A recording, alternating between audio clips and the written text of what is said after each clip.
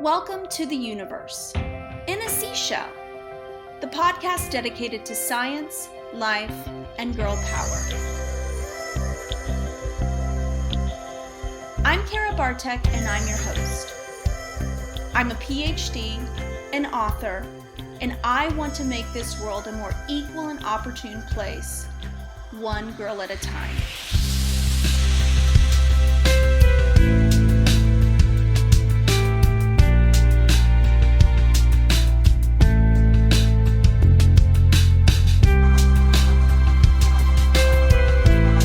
Guys, you're listening to The Universe in a Seashell. I am Kara and I'm your host, and I am joined today by, again, one of my favorite co-hosts, Caroline. Hi guys. We are coming off of our Thanksgiving celebration and we're stuffed. Very stuffed, like turkeys. But it was good, and I hope your Thanksgiving Day celebration was really good. Let me know how it was. Drop me a line.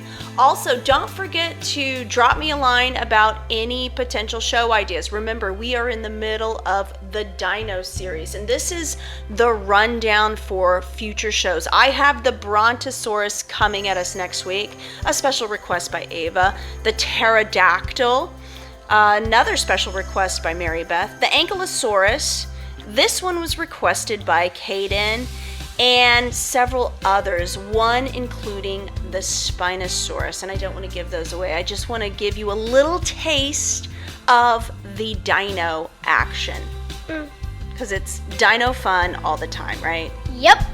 Now, please make sure, if you're enjoying this podcast, hit that subscription or notification button. Also leave us a rating and review, because that helps raise the visibility of the podcast. And here at the Universe in a Seashell, we're all about making this world a more equal and opportune place, one girl at a time. Right, Caroline? Oh, yeah. And we can't do that alone, can we? No, we cannot. All right, dude. Are you ready to talk about this most unusual dinosaur? In fact, I had never heard of it until I got this request from our special buddy, Layton. What's up, Layton? I hope you're doing well. The dinosaur that we are going to be talking about is the Gorgosaurus. I've never even heard of that. Me neither. I had never heard of it. Gorgosaurus. Oh, you've got a nice little Eastern European twang to that. The Gorgosaurus. That makes it sound much more terrible, kind of Dracula-like. Gorgosaurus. Well, let me tell you, the Gorgosaurus, that actually means dreadful lizard. And this is a type of tyrannosaurid theropod dinosaur that lived in North America during the late Cretaceous period, somewhere between 7.6 million and 75.1 million years ago. And guess what? We've been covering a lot of dinosaurs in the late Cretaceous, haven't we? Yeah, I feel we like have. We haven't been talking. Let's go somewhere to the Jurassic or somewhere. I know. Well, we'll see what our requests bring us. But this one, again, it's living much closer to our time period than the other folks in the Triassic or Jurassic. I kind of mixed that word there. Triassic. Yeah. Tritastic. I am tritastically excited about the Gorgosaurus. Oh yeah, get it? Get that tongue untied. You know what? It's that Tootsie Pop that you were eating on the car on the way over here. It's sticking my tongue to the roof of my mouth. Now, I thought as stuffed as you were that you would not be able to fit one more piece of candy into your tummy. But you did it. You did it anyway. Now, so I always start my research off with a good Google search. And what I noticed first about the Gorgosaurus is that it looks just like a T-Rex. I mean, just like a T-Rex. It does? Yes. Does it have the short arms? Teeny tiny arms. Now, this is what I'm turning up on the good old Gorgosaurus. It is a bipedal predator, again, related to the T-Rex. It weighs about 2 metric tons, which actually makes it smaller than the T-Rex. Is it a herbivore?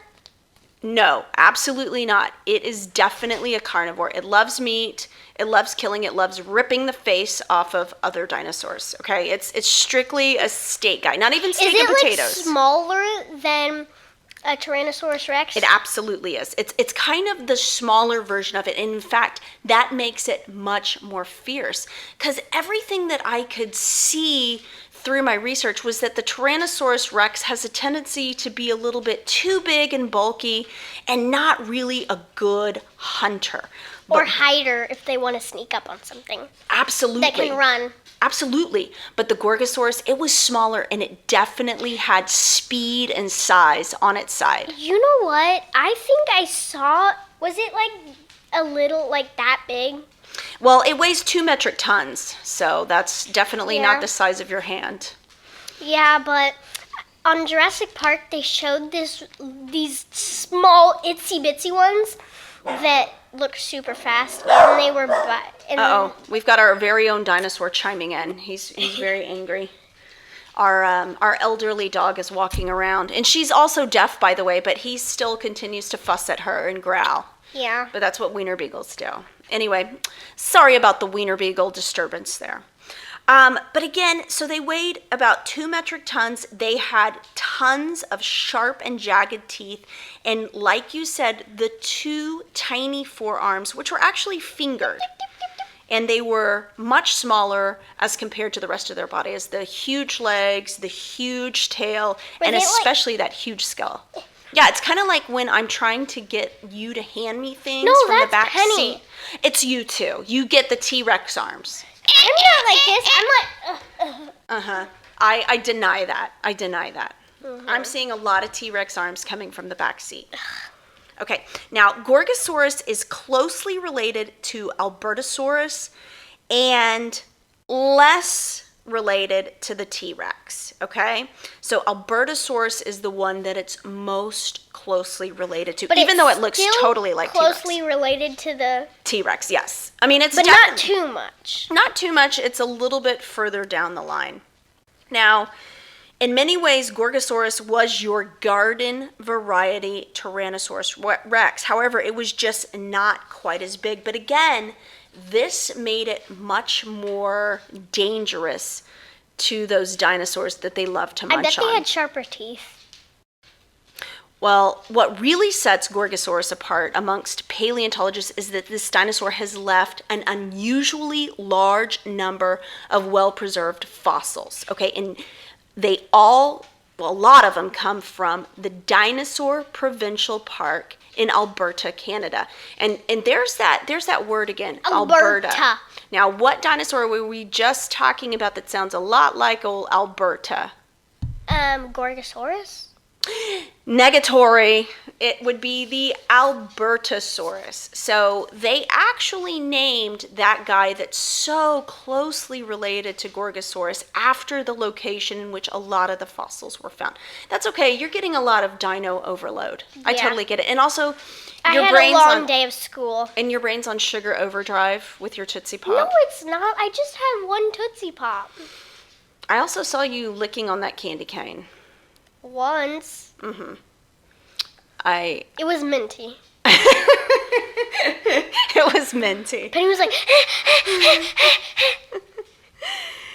Okay, so this actually makes the Gorgosaurus one of the best represented fossils in the entire fossil record, especially for the Tyrannosaurids, okay? And so when I say Tyrannosaurids, I mean the guys that look just like the T-Rex. So they've got... Tyrannosaurids. Yeah, Tyrannosaurids. Well, there's theropods, which means they're on 2 legs, okay?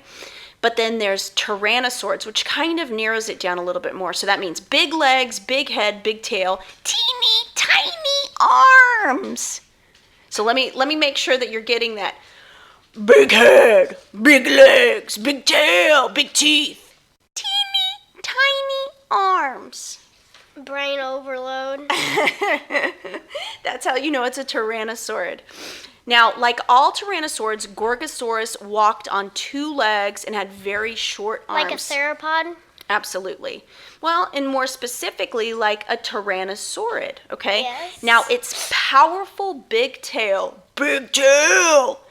it provided balance, and the weight of its large head was carried on an S-shaped neck, okay? So if S-shaped? S-shaped. So it was like...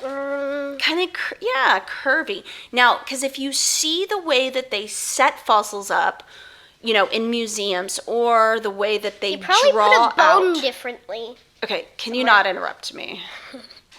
If you see the way that these... I can't even think straight. Thanks a lot. You were talking about a curvy neck. Yeah, the curvy neck. Well, I'm also talking about the way that they walk, how they kind of creep, and it looks like their head's in front. Well, guess what's happening? That tail is acting as a counterbalance to that big, huge head. Like a seesaw?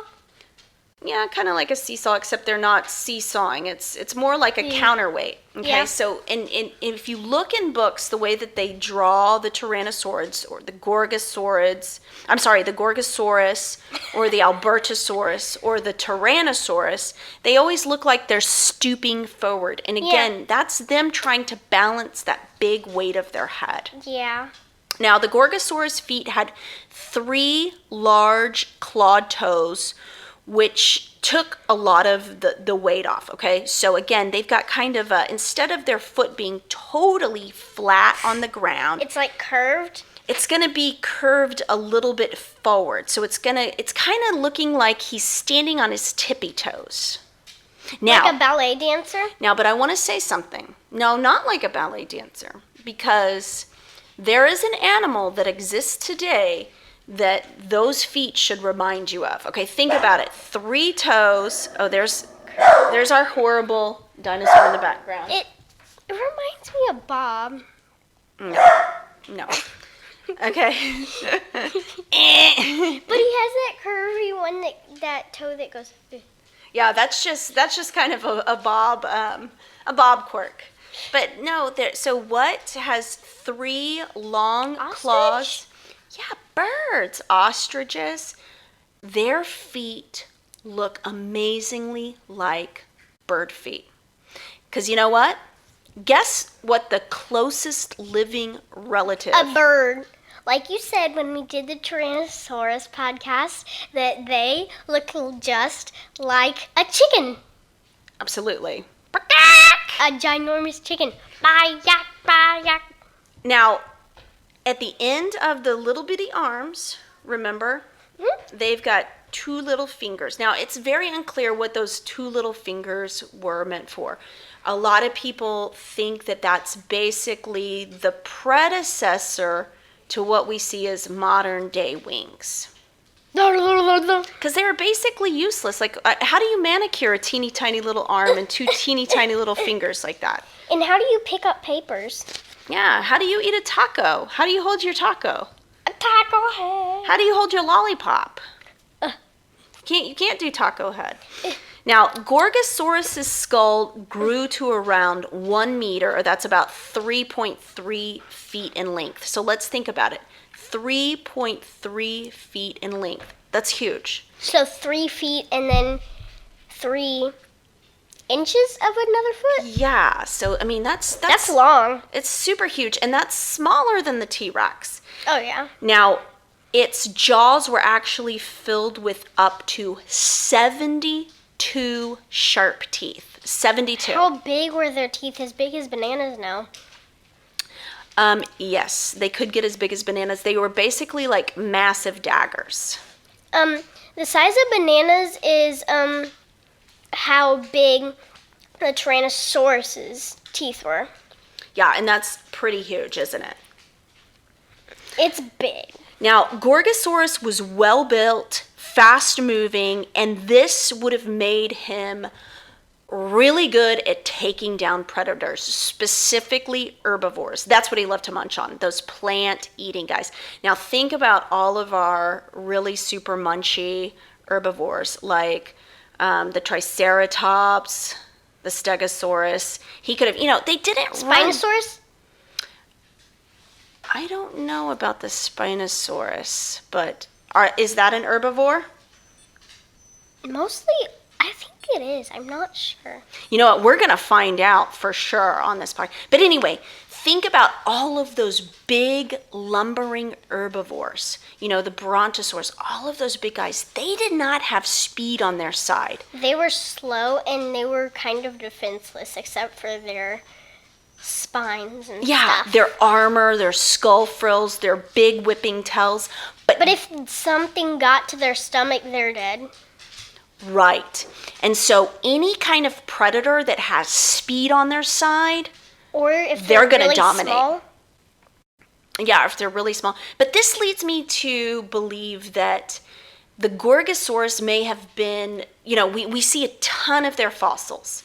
And again, it's going to all be speculation as to why there's so many of their fossils. But I wonder if they were such amazing hunters, amazing predators, if they didn't just have a huge population because of their hunting success. And that's why we see so many fossils in the record. I mean, what do you think? Like, which one that had few fossils? I think that was Tyrannosaurus. No. It was the Stegosaurus. Yeah, I think there was so. hardly any. And remember, they were Like an 1,000 or something. Oh no, it was like 24 in total. 24. 24 fossils. Yeah, so that's hardly anything, especially compared to the Gorgosaurus. So that Like makes 1,000 fossils with Gorgosaurus, So- and then like 24 with. Yeah, that there's a huge difference. So that makes me think that, those slow, lumbering herbivores, the guys that really couldn't get away from the fast-moving predators like the Gorgosaurus, probably their numbers weren't nearly as big as Gorgosaurus. And this has led paleontologists to believe that they were the top predator during their lifetime. So if we think about what's at the top of the food chain, That's so, us. Yeah, let's eliminate humans because we don't really do a lot of hunting. I mean, we hunt at, the Taco Bell and Chewy's on the weekends. But other than that, we don't do a lot of hunting. Let's think about those true apex predators like a wolf. A wolf is still not at the top. A bobcat can dominate a wolf, I think. But they're still considered top of the food chain, okay? Bobcats are like second. So is like big cats, mountain lions, panthers, lions, all of those guys are Cheetahs? at the top of the food chain. Cheetahs, I think. They're fast. Yeah, cheetahs could definitely be at the. So anyway, so they've got speed on their side. They've got the big, powerful jaws. You know what? When you talk about Gorgosaurus, I think they sound a lot like a cheetah. Like They're a cheetah. fast. They have strong jaws. They're kind of small. Okay. I'm just saying. Okay. I see the road you're going down. It's just a little blurry, but yeah, I can see that. Now, Gorgosaurus would have preyed on numerous herbivores that were present at the time that they lived. Okay, these are the ones that paleontologists believe that they were preying on: Hadrosaurus, Ankylosaurids, Stegosaurus, and other guys like that. I didn't see anything about Brontosaurus. Brontosaurus? No. They're pretty tall. I think they could easily stomp that Gorgosaurus And they may down. have not lived at the same time. So Yeah. anyway, so this guy is at the top of his food chain. So, there's not a lot of information out there specifically about Gorgosaurus behavior because I got on there and I thought, man, I'm going to find a ton of really cool facts and figures about them. But really what it all kept coming back to was different tyrannosaurs. So the Albertosaurus and the T-Rex. And what kept popping up about this specific dinosaur was that, hey, we've got a ton of fossils of these guys, and they were much smaller than one of their most famous relatives, which was the T-Rex. And because of that, they were a very prolific hunter. They were very successful. I don't think these guys are well known. The Gorgosaurus. No, well, I definitely didn't know didn't know but, about but, him. But our buddy Layton, he knew about him. So Yeah. obviously, but I think he's pretty much a dinosaur lover. He probably has this big, ginormous guide on dinosaurs or something. I wonder. Layton, drop me a line. Let me know. How did you get into this dinosaur? I'm really Yeah, I've curious. never heard of it. Like, it sounds weird. Well, it's pretty interesting.